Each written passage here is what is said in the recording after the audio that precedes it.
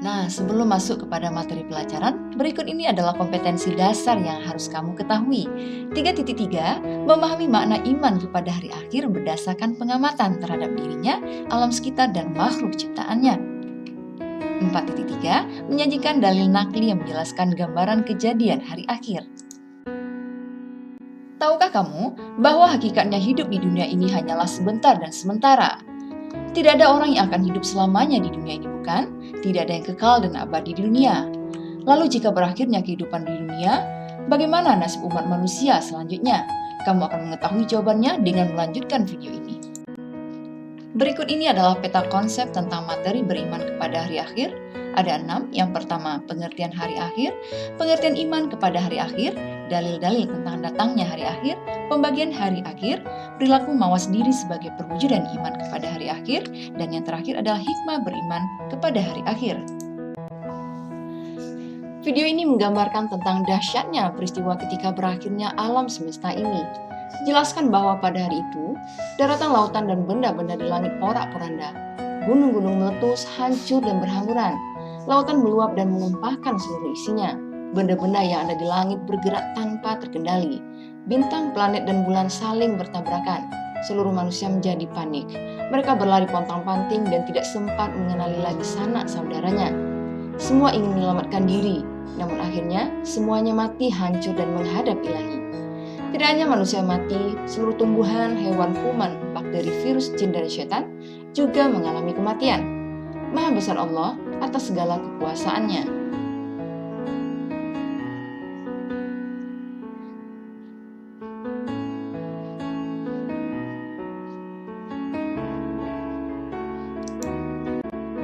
Dari video yang kita simak bersama tadi, dapat kita pahami bahwa dunia atau alam ini beserta isinya akan hancur tidak kekal.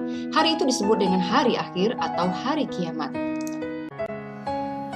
Maka pengertian dari hari akhir adalah berakhirnya semua kehidupan seluruh makhluk Allah, manusia, matahari, bintang-bintang, bulan, bumi, dan seluruh isinya akan dihancurkan. Lalu apa yang dimaksud dengan iman kepada hari akhir? Adalah meyakini bahwa seluruh alam termasuk dunia dan seisinya akan mengalami kehancuran. Beriman kepada hari akhir merupakan rukun iman yang kelima. Umat Islam harus yakin dan percaya hari itu akan datang dan kelak manusia akan dibangkitkan dari kubur untuk menerima pengadilan dari Allah SWT.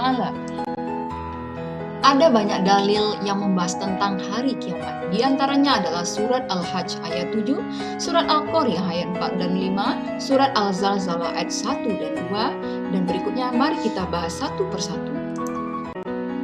Kita masuk yang pertama adalah surat Al-Hajj ayat 7. Bismillahirrahmanirrahim.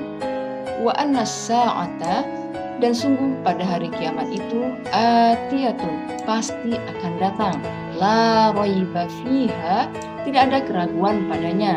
Wa annallaha, dan sungguh Allah yab'atsu, akan membangkitkan man fil qubur, siapa yang ada di dalam kubur. Arti lengkapnya sebagai berikut. Dan sungguh hari kiamat itu pasti datang, tidak ada keraguan padanya, dan sungguh Allah akan membangkitkan siapapun yang ada di dalam kubur. Yang kedua, kita masuk surat Al-Qari'ah ayat 4 dan 5. Bismillahirrahmanirrahim. Yauma yakunun nasu, hari ketika manusia kalfaroshil, seperti laron mabtuth yang berterbangan. Wa takunul jibalu, dan gunung-gunung kal'ihmil, seperti bulu mamfush yang berhamburan. Arti lengkapnya, pada hari itu manusia seperti laron yang berterbangan dan gunung-gunung seperti bulu yang dihambur-hamburkan. Yang terakhir adalah surat Al-Zalzalah ayat 1 dan 2. Bismillahirrahmanirrahim. Idza, apabila, zulzilatil, digoncangkan, ardu, bumi, zilzalaha, dengan goncangan yang dahsyat. Wa akhrajatil, dan mengeluarkan, ardu, bumi, athqalaha, beban-beban yang berat. Arti lengkapnya sebagai berikut. Apabila bumi digoncangkan dengan goncangan yang dahsyat dan bumi telah mengeluarkan beban-beban berat yang dikandungnya. Para ulama mengelompokkan kiamat menjadi dua macam, yaitu kiamat sukro dan kiamat kubro. Kiamat sugro atau kiamat kecil, yaitu terjadinya kematian yang menimpa sebagian umat manusia, misalnya matinya seseorang karena sakit, kecelakaan, musibah tsunami, banjir, tanah longsor, dan sebagainya. Sementara kiamat kubro atau kiamat besar, yaitu terjadinya kematian dan kehancuran yang menimpa seluruh alam semesta, dunia porak-poranda, rusak dan hancur. Adapun yang menjadi tanda-tanda kiamat sugro adalah yang pertama kemungkaran terus merajalela, yang kedua kejahatan di mana-mana, dan yang ketiga terjadinya perzinahan sudah tidak menjadi hal yang tabu lagi.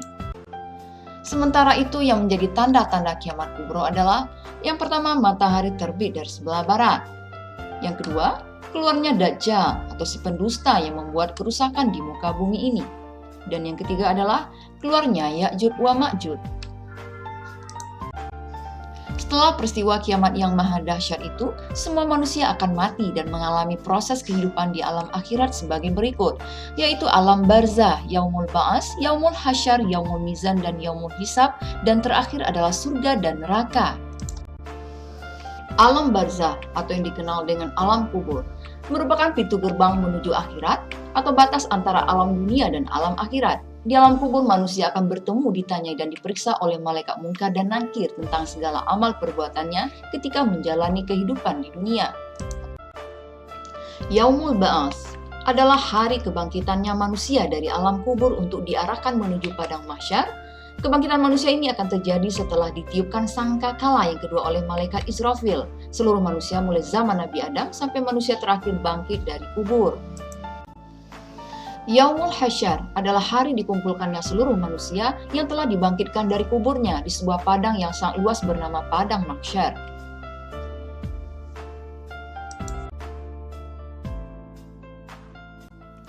Yaumul Mizan dan Yaumul Hisab adalah hari pertimbangan dan perhitungan, yaitu hari di mana ditimbangnya dan dihitungnya seluruh amal baik dan buruk manusia untuk menerima keadilan dan balasannya masing-masing.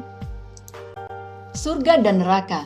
Allah Subhanahu wa Ta'ala memiliki sifat yang maha adil karena seluruh perbuatan manusia akan diadili. Seluruh perbuatan baik manusia akan diberi balasan yang memuaskan berupa surga yang di dalamnya penuh kenikmatan yang melebihi kenikmatan dunia.